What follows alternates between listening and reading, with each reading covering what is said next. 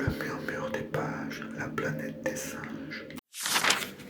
Première partie, chapitre 12. Je réussis donc à dormir jusqu'au jour par un réflexe de défense contre des velléités de pensée trop accablantes. Mon sommeil fut cependant coupé de cauchemars fiévreux, où le corps de Nova m'apparaissait comme celui d'un monstrueux serpent enroulé autour du mien. J'ouvris les yeux au matin. Elle était déjà éveillée. Elle s'était un peu écartée de moi et m'observait de son regard éternellement perplexe.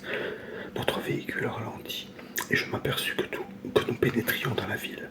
Les prisonniers s'étaient levés et se tenaient accroupis contre les grilles, regardant par-dessous la bâche un spectacle qui semblait réveiller leur émoi de la veille.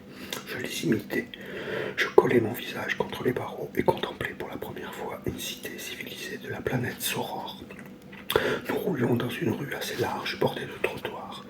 J'examinais anxieusement les passants. C'étaient des singes.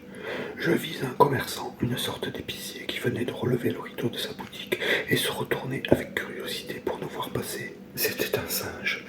Je tentais de distinguer les passagers et le chauffeur des voitures automobiles qui nous dépassaient. Ils étaient habillés à la mode de chez nous, et c'étaient des singes. Mon espoir de découvrir une race humaine civilisée devenait chimérique, et je vécus la fin du trajet dans un morne découragement.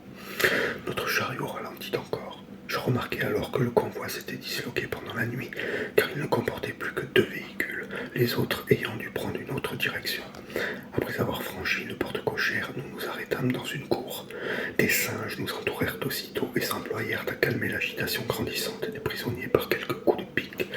La cour était entourée de bâtiments à plusieurs étages avec des rangées de fenêtres toutes semblables. L'ensemble suggérait un hôpital et cette impression fut confirmée par la venue des nouveaux personnages qui s'avançaient à la rencontre de nos gardiens. Ils portaient tous une blouse blanche et un petit calot comme des infirmiers. C'étaient des singes. C'étaient des singes, tous gorilles et chimpanzés. La planète des singes, Pierre Boulle.